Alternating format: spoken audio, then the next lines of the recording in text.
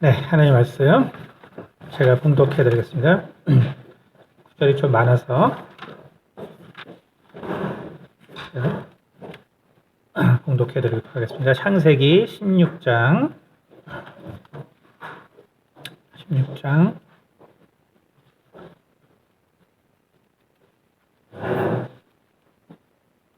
10절부터 제가 먼저 읽어드리겠습니다. 창세기 16장 10절 여호와의 사자가 또 그에게 이르되 내가 내 씨를 크게 번성하여 그 수가 많아 셀 수 없게 하리라. 여호와의 사자가 또 그에게 이르되 내가 임신하였은즉 아들을 낳으리니 그 이름을 이스마엘이라 하라. 이는 여호와께서 내 고통을 들으셨음이니라. 그가 사람 중에 들락이 같이 되리니 그의 손이 모든 사람을 치했고 모든 사람의 손이 그를 칠지며 그가 모든 형제와 대항해서 살리라 하니라. 아멘. 창세기 27장입니다. 창세기 27장 39절 그 아버지 이삭이 그에게 대답하여 이르되 내 주소는 땅의 기름짐에서 멀고 내리는 하늘 이슬에서 멀 것이며 너는 칼을 믿고 생활하겠고 내 아우를 섬길 것이며 내가 매임을 벗을 때에는 그 멍에를 내 목에서 떨쳐 버리리라. 아멘. 그다음에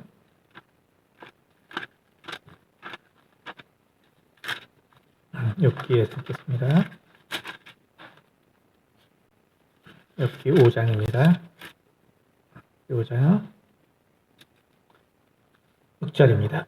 재난은 티끌에서 일어나는 것이 아니며 고생은 흙에서 나는 것이 아니니라. 사람은 고생을 위하여 났으니 불꽃이 위로 날아가는 것 같으니라. 그 다음에 잠언 15장입니다. 잠언 15장 15절입니다. 15장 15절 고난 받는 자는 그날이 다 험악하나 마음이 즐거운 자는 항상 잔치하느니라. 아멘. 자, 마지막으로 예레미야가 3장 33절 주께서 인생으로 고생하게 하시며 근심하게 하심은 운심이 아니시리로다. 아멘. 네. 마지막으로 요한복음 3장 16절입니다. 하나님이 세상을 이처럼 사랑하사 독생자를 주셨으니 이는 그를 믿는 자마다 멸망하지 않고 영생을 얻게 하려 하심이라. 아멘. 기도하겠습니다. 은혜가 많으신 아버지 감사합니다. 오늘 말씀을 통하여 또 우리 가운데 이 고난이라는 것이 무엇인가를 또 깊이 생각할 수 있는 시간이 되게 도와주시고 우리가 하나님의 자녀로서 참으로 하나님의 그 뜻을 고난을 통하여 깨달을 수 있는 지혜를 얻도록 도와주시옵소서. 감사드리며 살아계신 우리 주 예수 그리스도를 받들어 기도드렸습니다. 아멘. 네. 성경은 오늘 말씀을 나눈 것처럼 고난에 대하여 그야말로 일가견이 있는 책이죠. 그렇죠? 뭐 하나님이 당연히 우리 인간에 대해서 아시기 때문에 인간에게 최고의 문제는 고난이다. 네, 이거를 성경이 다루고 또 그거에 대해서 이야기하는 것은 너무나 이제 당연한 것입니다. 세상에서도 역시 이 고난은 정말 가장 우리 인생에 있어서 힘들고도 또 큰 문제죠. 그래서 맹자의 그 15장에 그 고자하 편이 있는데 거기에 이런 말이 있습니다. 하늘이 장차 그 사람에게 큰 일을 맡기려 할 때에는 반드시 먼저 그 심지를 괴롭게 하고 그 살과 뼈를 고달프게 하며 그가 그 신체와 피부를 줄이게 하고 그 몸을 궁핍하게 하며 그가 하는 일마다 잘못되고 뒤틀리게 하는데 이는 마음을 분발시키고 성격을 강인하게 함으로써 그의 부족한 능력을 키워주려는 것이다. 엄청 유명한 구절인데 저희가 이렇게 잘 알고 있지만 그러나 역시 사람에게 제일 어려운 것은 바로 고난이 다가왔을 때 고난을 대하는 자세고 특별히 제가 이렇게 사역을 하면서 참 많이 느꼈던 것이 뭐냐면 참 기독교인이 더 고난에 취약하다. 제가 참 사역을 하면서 참 많이 느꼈어요. 왜 그러냐면 어떤 면에서 너무 당연하죠. 그러니까 세상은 기대하는 게 없거든요. 나밖에 없어, 어차피 나밖에 없기 때문에 뭐 어떻게 하겠어요, 그렇죠? 뭐 죽기 아니면 까무라치기인 거죠. 뭐 어떻게 하겠어요? 뭐 다른 수가 없어요. 근데 아마 기독교인은 왜 더 고난에 취약할까를 생각해 보면 오히려 나를 도우시는 분이 있다는 것이 나를 더 고난에 취약하게 만든다라는 생각을 하게 됐습니다. 참 안타까운 일이죠. 그러니까 세상 사람들이 버티는 것을 우리 기독교인들은 버티지 못한다. 어떤 면에서는 어쨌든 참 슬픈 일이기도 하고 또 우리가 어떻게 생각해야 될까. 그러니까 제일 중요한 것은 뭐냐면 결국 우리가 이 고난을 잘 견디지 못한다. 이거보다 더 중요한 건 뭐냐면 그래서 하나님을 오해한다. 이게 더 중요한 것이지. 그렇죠? 뭐 우리가 고난을 기독교인이 더 잘 견디지 못한다라는 것이 그것이 특별히 뭐 문제가 되지 않을 수 있죠.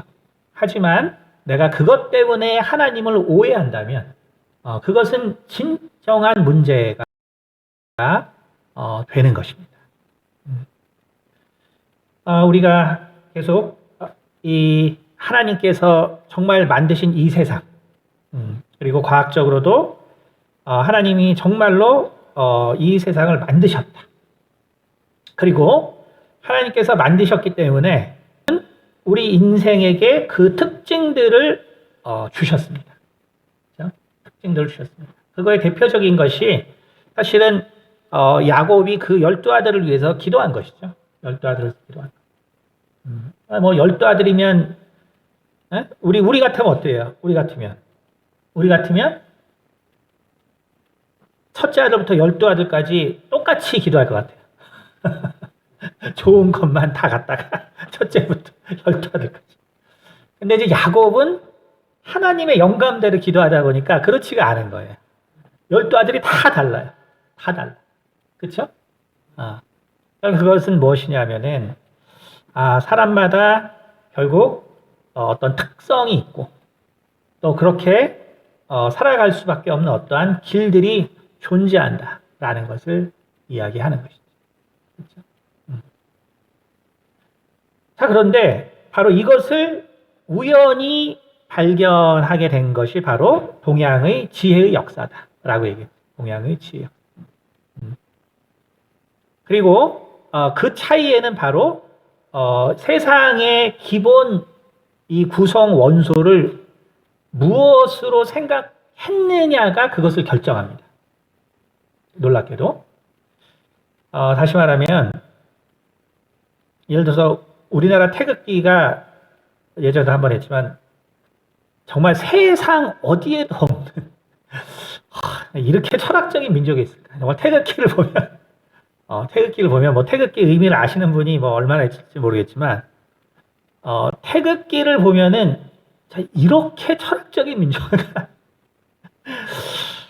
참 대단한 민족. 그러니까 우리나라가 참 약간 세상이 다 망해도 정말 하나님이 약속했으니까 유대인에 있을 것이고 그 다음에 아마 우리 한국 사람이 있을 거예요. 너무 철학적이기 때문에 국기가 그걸 대표하고 있죠. 국기가 그걸 대표하고 있죠. 결국 건곤 감 이로 돼 있거든요. 그렇죠? 건곤. 그러니까 결국 하늘과 땅, 그렇죠? 그다음에 물과 불로 돼 있단 말이에요. 그러니까 이게 뭐냐면 아리스토텔레스의 사원소예요. 아리스토텔레스 사원소. 그래서 공기와 그다음에 불과 물과 흙과. 그러니까 아리스토텔레스는 이 세상에 4가지 원소가 있고 그것으로 모든 것들이 구성되어 있다. 만물을 그렇게 규정하죠. 동양에서도 마찬가지였어요. 그래서 화토, 금수, 그렇죠? 그 태극기에 상징하는 그 네 개가 바로 여기 들어있죠. 들어있는데 그런데 동양은 그 네 개에다가 생명도 쉽게 말해서 이 세상을 구성하는 이 만물들과 그리고 생명이 분리된 게 아니라 다 하나로 돼 있다. 그것이 바로 동양의 이론론입니다. 동양은 그래서 기본적으로 이론론의 세계관을 가지고 있는 곳입니다. 이론론의 세계관이었기 때문에 생명이 거기에 같이 들어갔어요. 근데 서구는 플라톤의 철학이 뭐였냐면 세상을 구성하는 이 구성분들은 세상을 볼 때 다 쉽게 말해서 흥망성쇠가 있는 거죠. 변한다. 근데 이제 서구의 철학에서는 어떤 그 진리를 탐구하는 또 영원히 변하지 않을 것에 대한 희망이 아주 중요하게 자리 잡았기 때문에 그것을 이 세상과는 분리시켜 놓습니다. 그래서 그 영원한 생명은 바로 이데아에 있다. 바로 이제 그것이 우리가 제5원소에 해당하는 거겠죠. 그래서 바로 그 제5원소, 그거를 이제 서구에서는 철학자의 돌, 필로소퍼 스톤이라고 부르기도 하고, 이제 이러한 그 제5원소가 이 땅에서 만약에 어딘가도 존재할 수 있다라고 중세시대에 생각했거든요. 중세시대에. 그래서 그거를 찾아서 녹이면, 엘리스어가 되는데, 엘리스어라는 게 뭐냐 하면, 그거를 마시면 영원히 산다는 물이거든. 중요한 건 뭐냐면, 서구는 어쨌든 이 생명은 이 세상에 없다라고 생각해요. 생명은 없다. 생명의 근원, 그 본질은 바로 이데아에 있다라고 생각했어요. 그래서 이 세상의 모든 것들을 바라볼 때, 네 개를 가지고 바라봐요. 네 개의 성분. 그러니까 이제 결국 서구의 이제 의학의 발달을 여러분이 이제 보시면 알겠지만, 그래서 이 네 가지를 바탕으로 의학이 발달하거든요. 이 네 가지 이 성분을 통해서 그걸로 모든 걸 생각했죠. 근데 동양은 5개로 생각하고 서구는 4개를. 근데 동양은 이 5개를 가지고 생각하다 보니까 무엇을 알게 되냐면 인간에게 이상하게 어떤 인간마다 특징들이 어떤 날에 관계돼서 존재한다는 것을 알게 됩니다. 근데 이제 이 서구는 이 4개만 가지고 생각하다 보니까 인간과 함께 설명이 안 돼요. 그래서 서구는 어떻게 되냐면 이 4가지 원소가 그러면은 과연 어떻게 구성되어 있을 것인가. 그거를 연구하니까 어떻게 돼요? 기하학이 발전하죠. 기하학이 발전하고 기하학이 발전하다 보니까 결국은 수학이 발달하고 과학이 발달하고 그래서 동양과 서양이 문명을 이뤄가는 방식이 완전히 바뀌어버리는, 다르게 되는데, 동양은 결국은 인간까지 포함해서 세상을 설명하기 시작하기 때문에 결국 지혜의 학문이 발달하게 되고, 서구는 과학이 발달합니다. 과학. 그래서 시간이 지나니까 어떻게 돼요? 동양의 한의학부터 시작해서 동양의 모든 이런 침술, 이런 이 세라피들, 이런 모든 것들이 뭐냐면 인간 전체를 가지고 하는 거죠. 세상과 인간 전체를 가지고 하는 거죠. 근데 서구는 뭐냐면 다 잘라서 분해해서. 사이언스라는 말이 다 자르라는 소리거든요. 다 분해해서. 근데 결국 지혜와 지식은 결국은 인간을 설명하는데 다른 방향이지만 결국은 설명을 할 수 있는 요소들이 엄청나게 많이 가지고 있다는 걸 깨닫게 돼요. 그러니까 우리가 결국 과학을 통해서 이제는 인간에 대해서 얼마나 많이 우리가 알게 됐어요. 그렇죠? 제가 예를 들어서 그 미움에 여러분이 미움과 사랑이 뇌의 같은 장소에서 발생. 이게 처음에는 얼마나 이상한 얘기였어요. 그러나 과학이 그렇게 얘기해 주니까 그리고 여러분이 설교를 쭉 들어보니까 그렇게 해서 정말 이 미워하는 사람을 정말 더 이상 미워하지 않을 수 있는 방법. 그게 뭐였어요?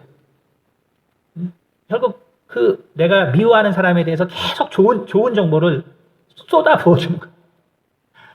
안 그러면 그 감정의 영역이 같기 때문에 안 되는 거예요. 그렇죠? 그러니까 결국은 우리가 이렇게 과학은 인간에 대해서 많은 것들을 이해하게 해준다. 마찬가지로 이 동양의 어떤 지혜는 인간 전체로서의 어떠한 특성과 또 그것에 대해서 또 건강과 또 이런 것을 갖다가 계속 얘기해주는, 그렇죠? 그러니까 여러분도 양약도 먹지만 동양 사람은 할 수 없이 또 한약도 먹잖아요, 그렇죠? 그러니까 저는 신유 사역을 하니까 이게 양약도 안 먹고 한약도 잘 안 먹는데 자꾸 이제 우리 또 저를 사랑하시는 또 장인 장모님이 또 비싼 한약을 해주면 참 머리 아파. 머리 아파요, 머리 아파. 그러니까 참 동양은 그렇죠? 동양은 이게 또 한약을 또 이게 또 안 먹으면 또 양약을 또 약 취급을 또 안 해. 그렇죠? 우리가 이제 정말 이게 어떻게 어떤 문화, 어떤 문명의 혜택을 받고 사냐에 따라서 이렇게 다른 거죠. 그렇죠? 자, 그렇기 때문에 우리가 과학을 통해서 많은 것을 우리가 인간에 대해서 알아가고 또 알게 됩니다. 그렇죠? 그런데 과학은 결국은 우리가 이 구성분, 그래서 우리가 이게 bottom up이냐, 혹은 top down이냐, 과학기술에 이제 이런 말이 있는데 위에서부터 밑으로 내려가냐, 혹은 밑에서부터 위로 올라가냐, 이제 하기 때문에 결국 동양의 사고는 위에서 밑으로 내려가는 거죠. 그렇죠? 그래서 업에서 bottom down으로 가는 것이고, 그렇죠?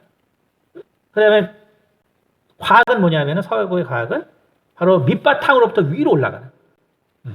그러니까 과학이라는 것은 우리에게 정말 그 아주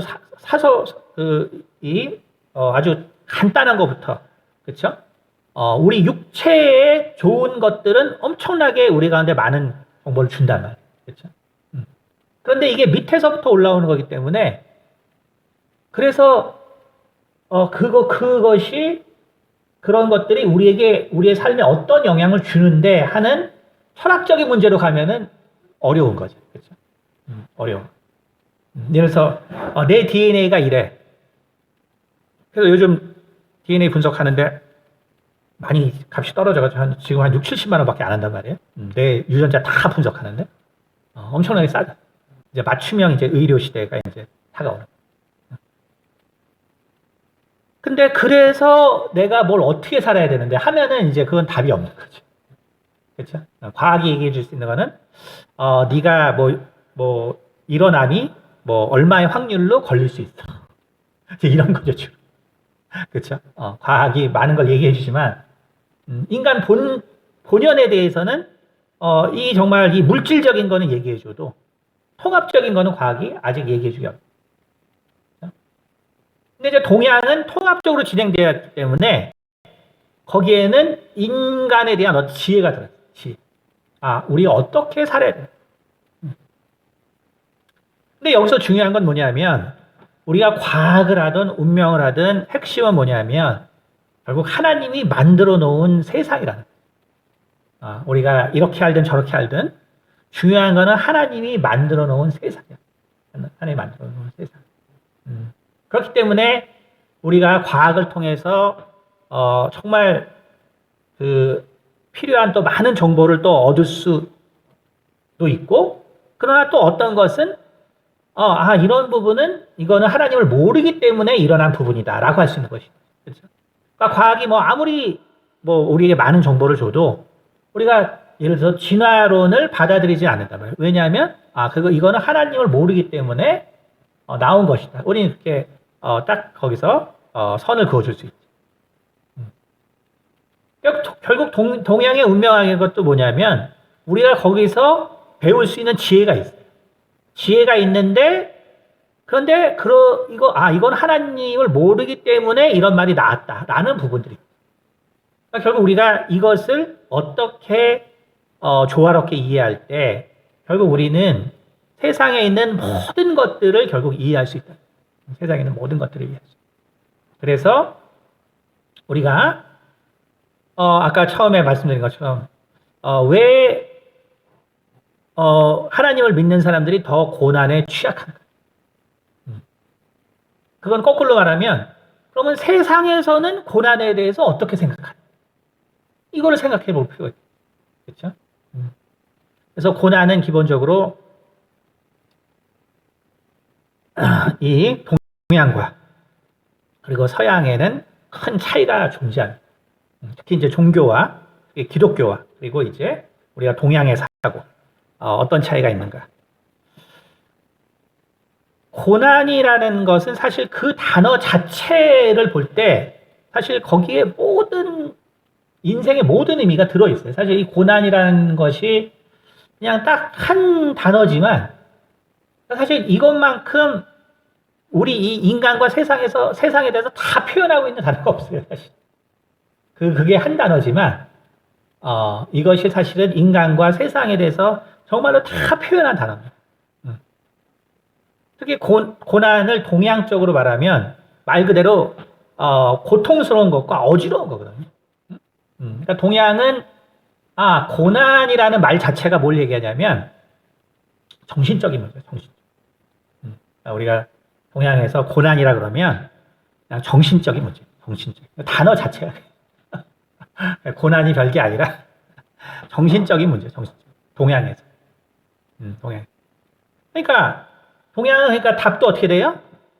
고난에서 벗어나려면 수양이 필요한 수양. 딴 수 없어. 정신적인 문제니까. 무슨 얘기인지 알겠지?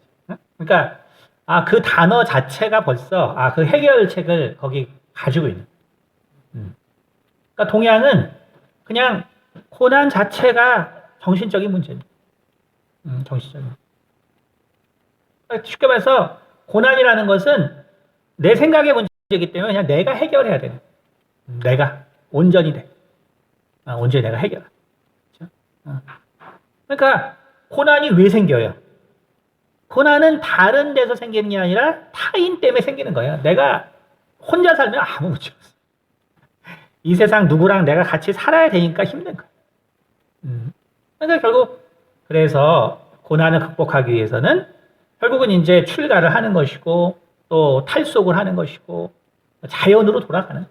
그러니까 사람 없는 데 가면 되는 거예요. 여러분 그래서 여러분이 지금 고통 가운데 있어요? 사람 없는 데 가세요. 사람 없는 그게 해결책입니다. 그냥 사람 없는 데 가면 돼요. 그것이 바로 이미 고난이라는 단어가 동양의 단어가 내포하는 거예요. 그러니까, 이거는 그냥 내 생각이구나. 생각. 그렇죠? 자, 그런데 히브리어로는 고난이라는 단어가 한 4가지 정도가 있는데 이 동양에서 얘기하는 고난과는 완전히 달라요. 그러니까 히브리어에서 말하는 고난은 히브리어로 되어 있는 고난이라는 것은 말 그대로 그냥 하나님의 그 창조가 그 안에 다 담겨져 있어요. 그냥 고난이라는 히브리어의 그 4가지 특성에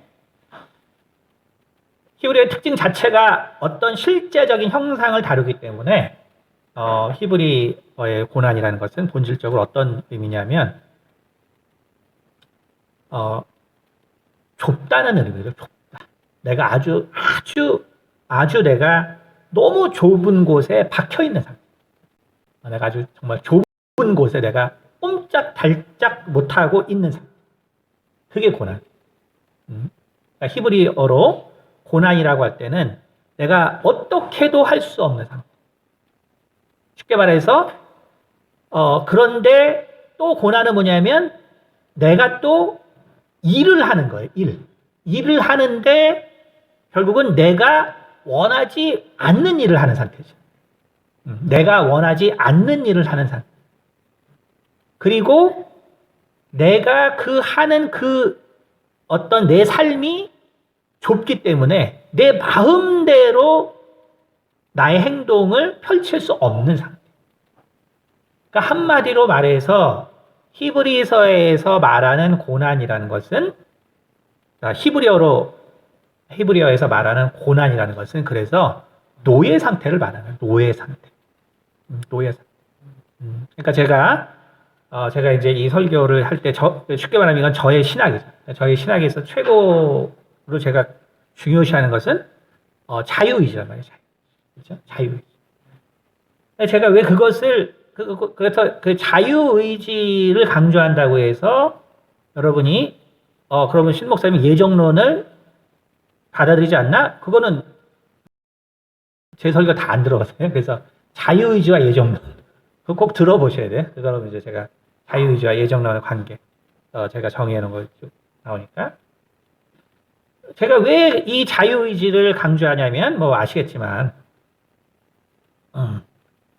성경은 정말 하나님은 내 스스로가 팔적으로 하나님을 섬기기 원합니다. 기쁜 마음으로 섬기는 그게 정말로 하나님이 원하시는 하나님이 원하시는 것은 정말 기쁜 마음으로 하나님을 섬기기를 원하시고 그러니까 억지로 섬기는 게 아니에요. 억지로 섬기는 게 왜 그러냐 하면 어쨌든 뭐 그건 또 저의 또 인생과 저의 어떤 신학이 그래서 제가 저의 신학이라는 것이죠. 뭐 다른 분들은 다른 신학을 펼칠 수 있어요. 그거는 하나님께서 주신 또 각자의 지혜가 다르거든요. 근데 어쨌든 저의 신학에 있어서는 제가 예수를 믿고 살아보니까 예수 믿는 사람들이 너무 안 행복해. 제가 나는 예수를 안 믿다가 믿었는데 나는 행복한데 예수 믿는 사람을 보니까 처음에 몰랐는데 시간이 지날수록 예수 믿는 사람들이 안 행복해요. 왜 안 행복한가 봤더니 스스로 하나님을 사랑하지 않는 거죠. 그러니까 스스로 신앙생활을 하지 않는 거예요. 스스로 신앙생활을 하지 않고 그냥 뭐 때문에 하는 거예요. 뭐 때문에 뭔가 이유 때문에 내가 스스로 하나님을 사랑해서 무엇 때문에 여러 가지 이유 때문에 이제 하는 거죠. 그것은 정말 하나님이 원하시는 것이 아니겠죠. 그래서 자꾸 사람들이 물어보는데 11조에 목사님 11조 해야 되냐 안 해야 되냐 물어보더라고요. 그래서 11조를 하기 싫으면은 절대로 하지 말아라. 왜 하냐? 아니 성경은 계속해서 출애굽기 또 레위기에도 말하지만 뭐라 하냐면 뭔가 하나님께 드리고자 하는 사람은 자원해서 드려라. 하나님은 그것만을 받는다고 했어요. 아니 뻔하게 나오는데 왜 내가 마음이 없는데 11조 왜 해요? 그러면 11조 하라고 왜 그래요? 그건 교회가 좋으니까 하는 거지 하나님이 좋아서 하는 게 아니에요.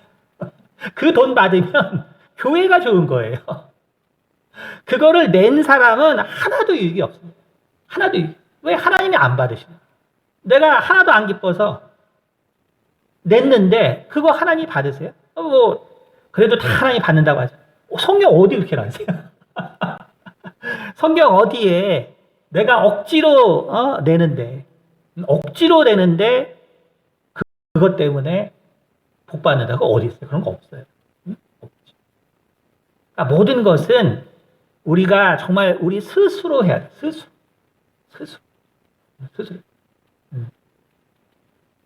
그러니까 우리 이 세상 사람들은 결국 자기가 주인이기 때문에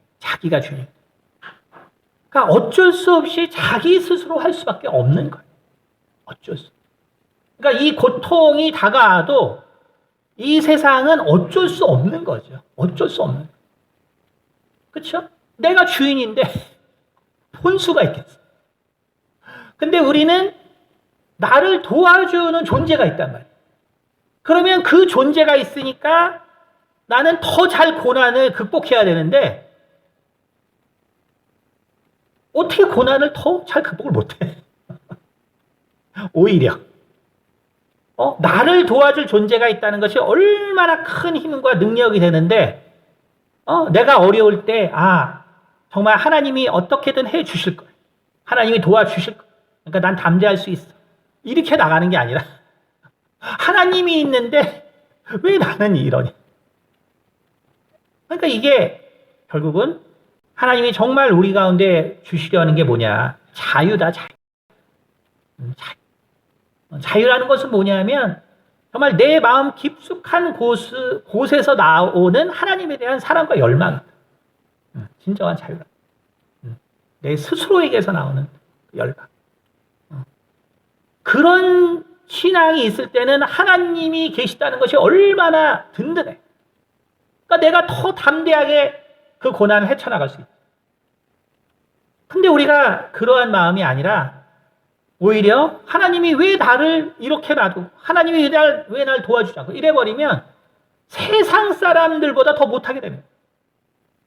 세상 사람들은 어떻게도 그거를 극복하려고 하는데 안 돼. 근데 이제 세상 사람들이 이 고통을 보니까 세상에 고난 받는 사람이 한둘인가요? 석가모니가 뭐라 그랬어요? 이 세상은 고해다. 고통에 받아, 고통에. 오늘 욥이 뭐라 그랬어요? 인생은 고난을 위해서 났어요. 그러니까 석가모니가 얘기한 것보다 벌써 이게 연도로 따지면 거의 한 2000년 전에 욥이 이미 그 얘기를 다 했어요. 인생은 고난을 위해서. 인생은 고난을 위해서. 이미 세상 사람 다 아는 거. 그러니까 세상 사람들이 관찰해 봤겠죠. 야, 이 고통은 결국 인생에 어떤 영향을 주는 거예요. 그렇잖아요? 여러분, 어떤 일이 자꾸 반복된다고 쳐보세요. 근데 내가 거기에 꽂혔어. 그럼 그거를 열심히 내가 관찰하지 않을까요?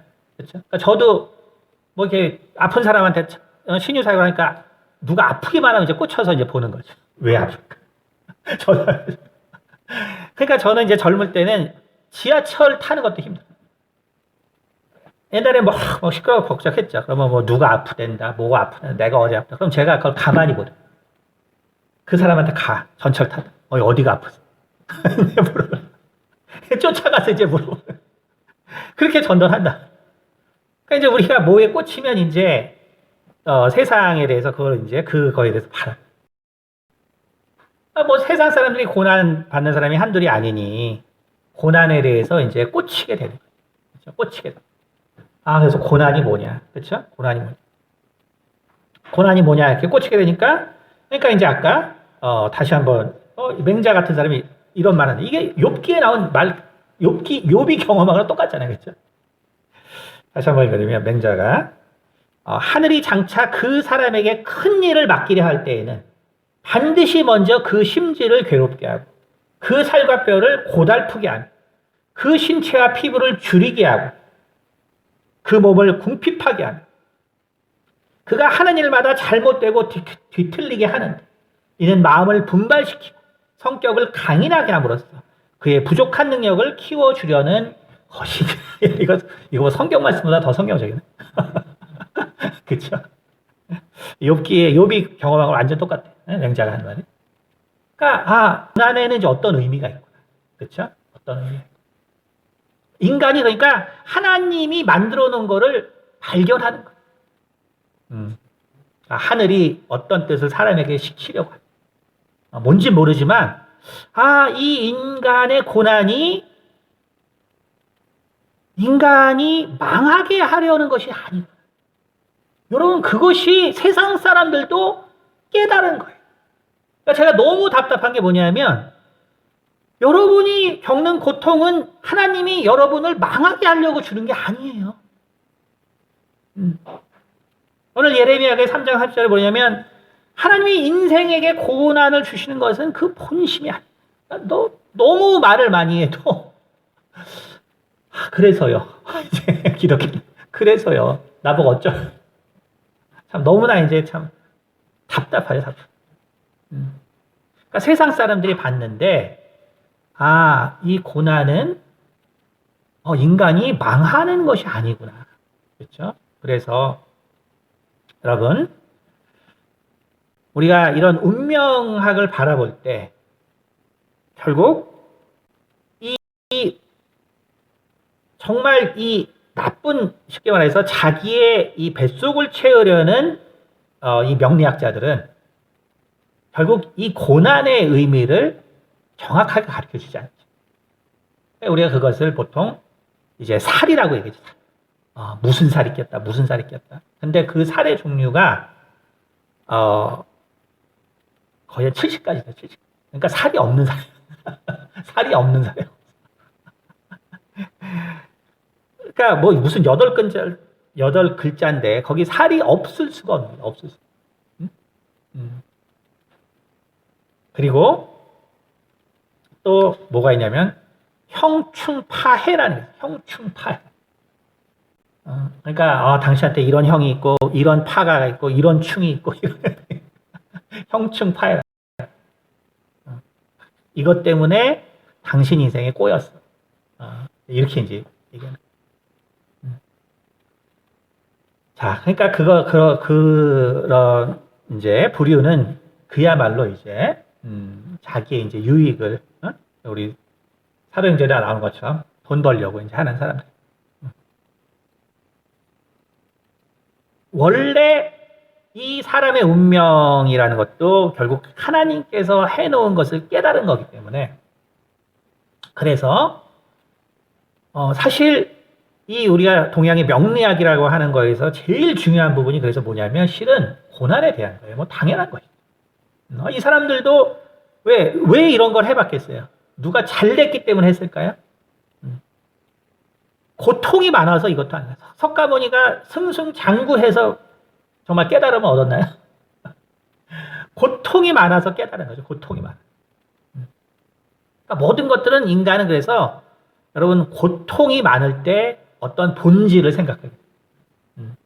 여러분 고통이 없는 사람은 새로운 걸 생각해요. 새로운. 어떤 본질을 생각하지 않아요. 내가 지금 할 것도 많은데 뭘 옛날 걸 내가 돌아. 내가 지금 할 것도 많은데 내가 뭐 본질을 내가 지금 따져. 지금 하는 것도 내가 잘 돼. 그럴 필요가 없어. 모든 거는 그래서 본질을 따진다는 거는 결국은 내가 내 인생이 제가 이제 이런 걸 많이 안다는 건 제 인생이 안 좋다는 거예요. 이게 안 좋기 때문에 이걸 뒤를 따지는. 도대체 왜 이러냐? 따지는. 그러니까 그 고통에 대해서 그래서 명리학의 중요한 부분은 사실은 이 고통에 대한 거예요. 고통. 그래서 결국 제일 중요한 개념이 뭐냐면 그래서 형충파해라는 것의 제일 중요한 개념이 뭐냐면 그리고 인간의 그 명리학하면 항상 대운이라는 게 나오죠. 이런 것의 제일 중요한 포인트가 뭐냐면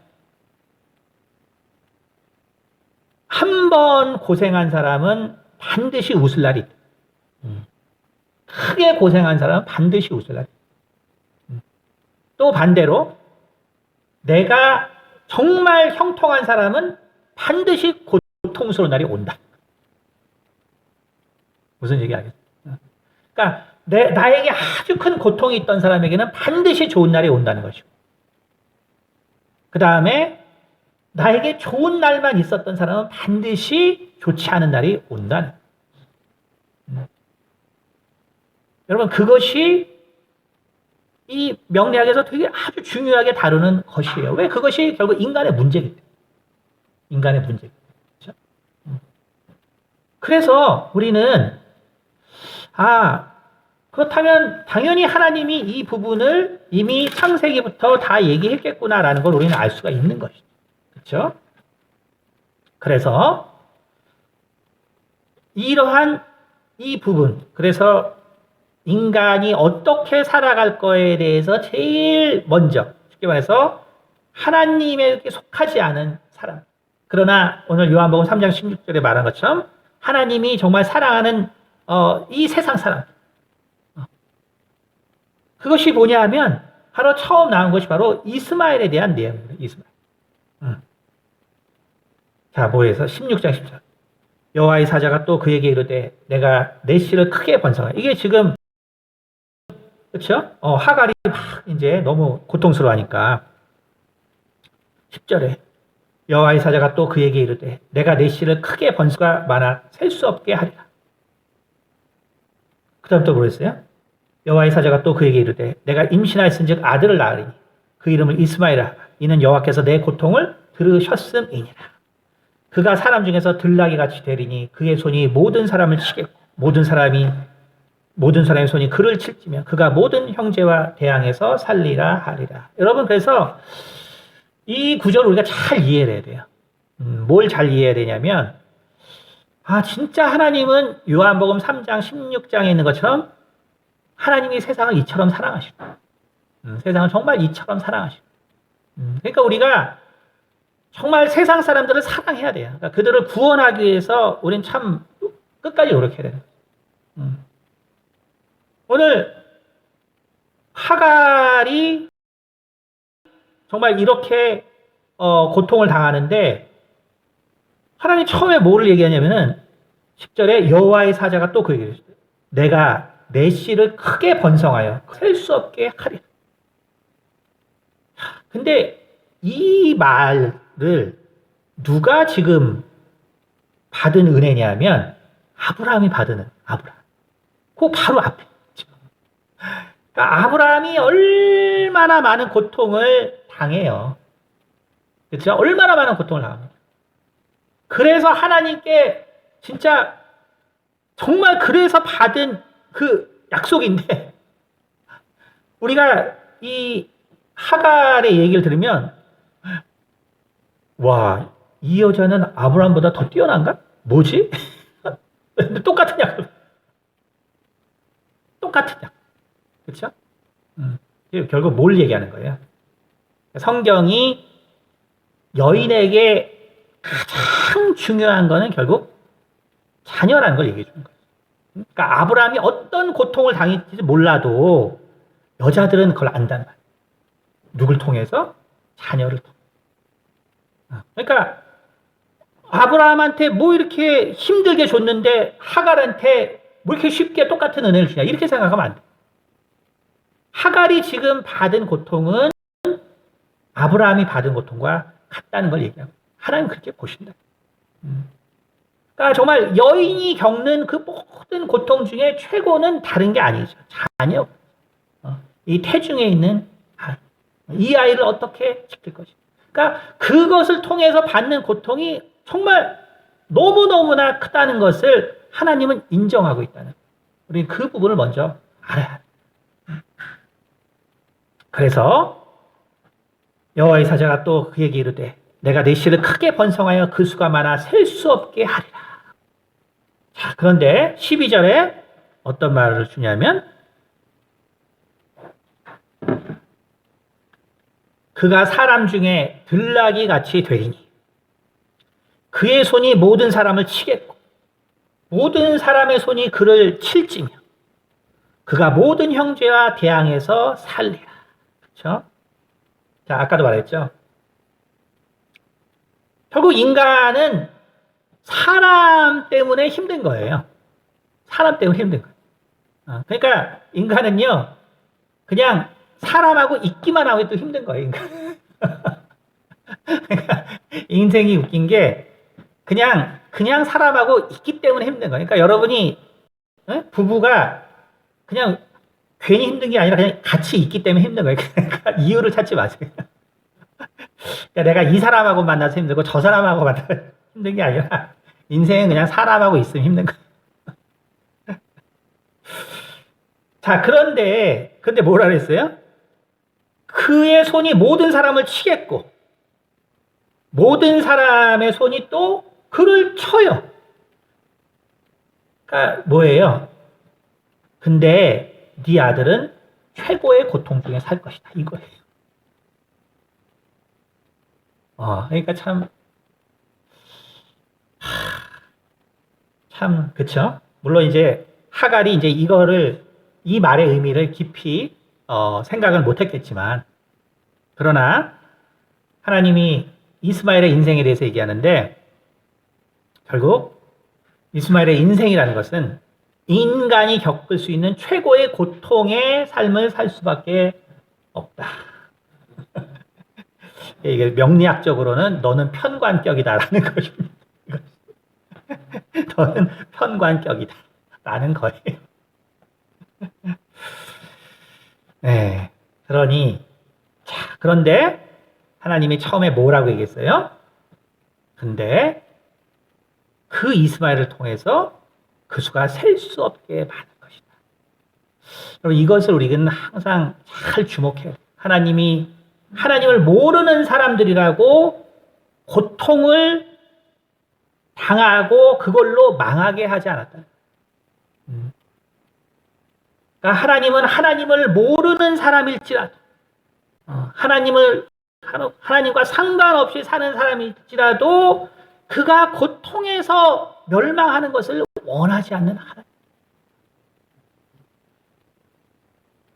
그래서 세상의 모든 사람들도 결국은 그 고통을 견디면 반드시 좋은 날이 옵니다. 여러분, 예수 믿는다고만 좋은 날 오는 거 아니에요? 절대로 그렇지 않아요.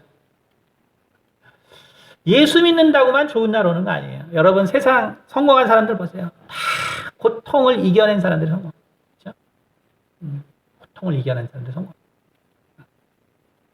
왜? 하나님이 그렇게 만들어 놓으신 하나님의 정말 원하심은 이 세상 누구도 그 고통을 통해서 멸망하기를 원하지 아니하는 하나님이시라는 것을 우리는 알아요. 그러므로 내가 정말 이 고통 가운데 있어요. 오늘 잠언 15장에 뭐라 했어요? 고통 가운데 있는 사람은 모든 것이 괴롭고 정말 악하고 힘들다. 고통 가운데. 그러니 고통 가운데 있는 게 오래되면 정신병 되는 거죠. 그렇죠? 근데 하나님이 원하시는 것은 그것이 아니라. 그러니까 견디라. 견뎌.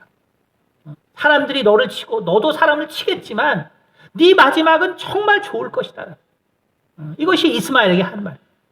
네 인생은 진짜 너무 고통스럽겠지만 견뎌라. 그럼 반드시 좋은 날이 온다. 반드시 좋은 날이 온다. 근데 우리는 누구죠?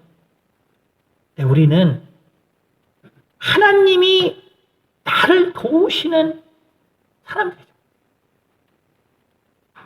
그러니까 나는 플러스 알파가 있다는 걸 알아야 돼요. 그러니까 우리 기독교인들은 플러스 알파가 있다는 것을 알아야 돼요. 나도 내 스스로 참고 견디면 좋은 날이 와요.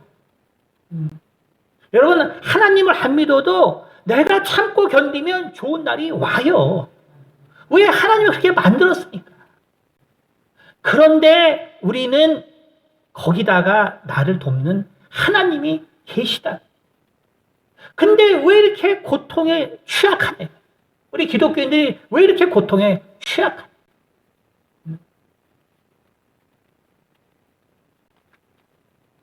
우리가 한 구절, 아까 26장, 창세기 26장에,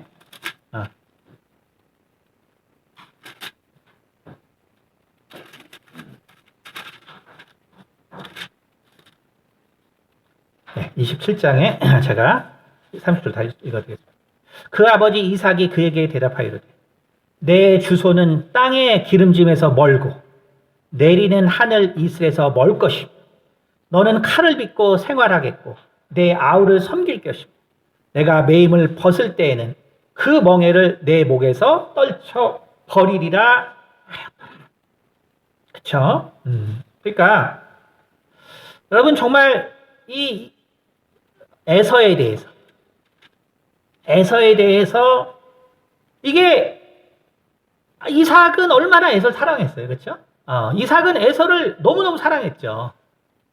근데 자기가 하는 말이 아니거든.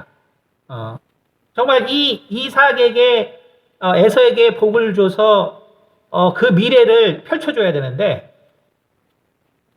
이게 자기 마음대로 예언, 곧 그 인생의 길을 제시할 수가 없다. 그러니까 하나님이 하는 말을 전해줄 수밖에 없다. 근데 뭐라 그랬어요? 내 주소는 땅의 기름짐에서 멀고 내리는 하늘 일에서 멀 것이고 너는 칼을 믿고 살아라. 내 아우를 섬길 것이고 내가 매임을 벗을 때에는 그 멍에를 내 목에서 떨쳐버리라. 우리가 그래서 잘 알아야 되는 것이 우리는 이게 야곱의 인생에 대해서만 생각하기 때문에 에서는 어떻게 살았을지 생각 안 한다. 야곱에 대해서만 생각하기 때문에. 그래서 우리는 야곱이 진짜 고생 많이 했다 생각하는데 오늘 에서가 들은 예언을 보면 이거 누가 더 고생 많이 했겠어요? 그쵸. 에서가 훨씬 고생을 많이 합니다. 훨씬 고생. 나중에 정말 에서와 야곱이 만날 때 에서가 왜 어떻게 야곱을 받아주는 거냐면 그만큼 고생했기 때문이에요. 누가 고생시킨 거예요? 하나님. 왜? 결국 고통이 정말 하나님의 뜻을 받들 에서를 만들어낸 거예요. 고통. 야곱은 어때요? 야곱은 원래 활동성이 없는 사람이기 때문에 힘든 면이 있었고 그랬지만 그러나 그가 어때요? 뭐 나올 때 지팡이 짚고 나온 사람이에요. 몰골도 성치 않는 사람. 야곱은. 그쵸? 근데 뭐 하는 일이 뭐 썩 좋았겠어요? 근데 다 잘 되잖아. 왜? 하나님의 복을 받았어. 에서는 어때요? 와, 무슨 땅의 기름질에서 멀고 내리는 하늘에서 멀 것이고 뭐 하는 일마다 잘 됐겠어요? 근데 그거를 이루려고 했으니 얼마나 인생이 깎였겠어. 인생이 얼마나 깎였어. 그쵸? 그러니까 야곱을 받아들였다. 받아들이니까 어떻게 돼요, 여기? 내 아우를 섬길 것이며 내가 매임을 벗을 때 그쵸? 그 멍에를 내 목에서 떨쳐. 고통이 결국은 에서의 목에서 그 멍에를 벗게 되고 그래서 야곱과 동등한 인생을 살아가게 돼요. 여러분, 우리는 하나님이 정말 모든 인생에게 허락하신 정말 이 고통이 우리 인생으로 하여금 절망과 좌절과 그리고 결국은 파국으로 끝나기 원하기 때문에 허락한 것이 절대로 아니라는 것을 우리는 깨달아야 합니다. 우리는 정말 이 이스마엘과 이 에서를 통해서 이 고통을 견디면 반드시 웃을 날이 오는 거야. 반드시 좋은 날이 오는 거야. 근데 명리학에서는 그냥 살펴봤어요. 명리학은 뭐냐면 그냥 인생에게 그냥 흘러가는 삶의 모습을 살펴본 거예요. 그러니까 살펴보니까 어떻게 되냐면 고통을 당한 사람들이 많은데 그 사람들을 가만 보니까 시간이 지나서 거기에서 벗어나면 정말 좋은 날들이 오는 거를 규칙적으로 발견.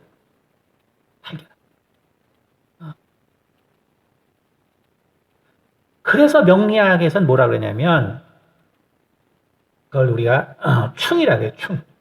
충이 이제 형충 파해 중에서 이제 그 충, 그 다음에 삼해라 그래서 하여간 이 세 가지가 들어오는 큰 해가 있는데 그 나쁜 것들이 명리학에서는 뭐를 얘기하냐면 결국은 어떤 큰 기운이 와서 내가 가지고 있던 것을 다 빼버리는 걸 말해요.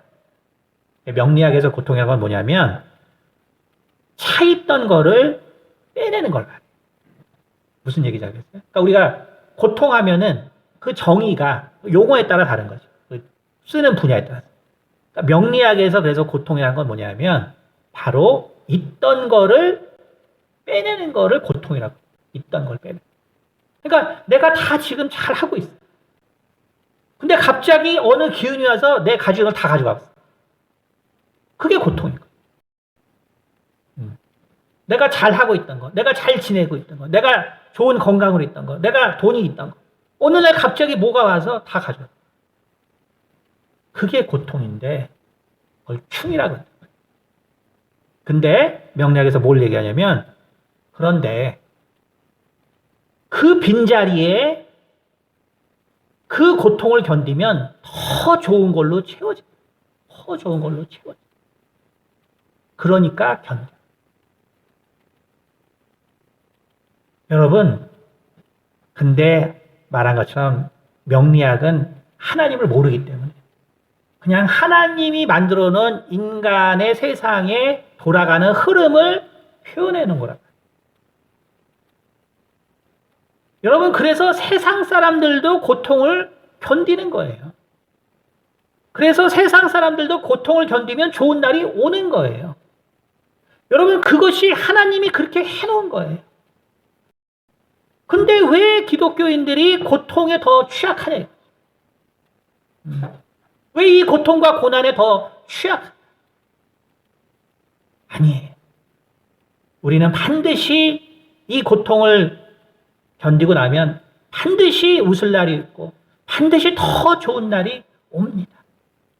하지만 우리는 거기에 더해서 정말 나를 지지해주고 나를 응원해주고 그리고 정말 영원히 나와 함께할 그 하나님이 더 계시다. 여러분, 그것이 우리 기독교인의 모습이고 삶입니다. 그러므로 여러분의 날이 정말 괴롭고 또 힘들고 또 아픔이 있다면 지금도 나를 도와주시고 나와 함께 하시는 하나님을 바라보세요. 내가 그 고통을 정말 롤러코스터처럼 즐길 수 있어요. 그러나 세상 사람들은 그 고통의 길에 많은 상처를 받는 거예요. 세상 사람들은 그 고통의 길을 혼자 헤쳐나가야 되기 때문에 많은 상처를 받게 돼요.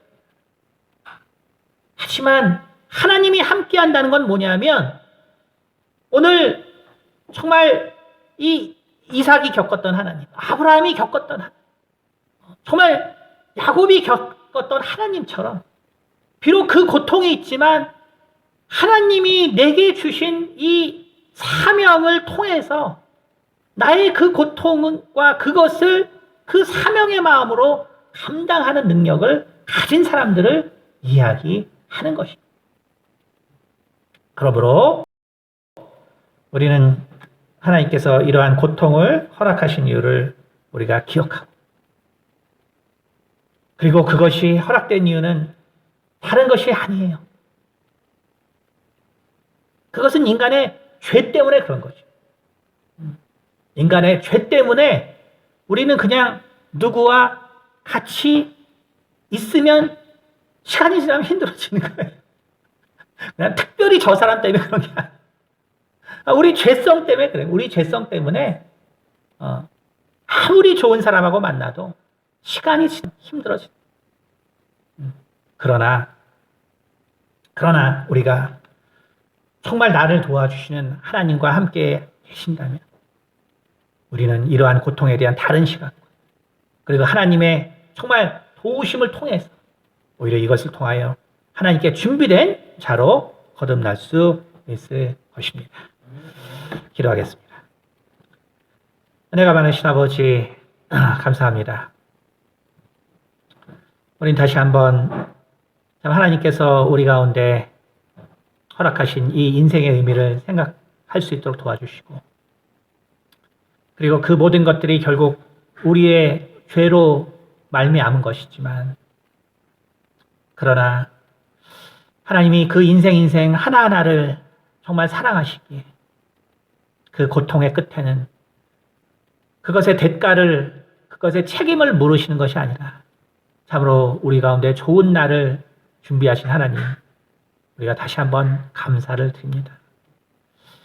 참으로 세상 모든 자들에게 참 예수 그리스도의 그 보혈의 공로를 허락하신 하나님, 우리가 우리 하나님의 사랑을 다시 한번 생각하면서 고통의 이 길을 걸어갈 때 정말 이 길을 참으로 우리 하나님과 의지하여 참으로 하나님께서 그 마음 가운데 기쁘신 그러한 인생을 살아가는 우리 모두가 될 수 있도록 도와주시옵소서.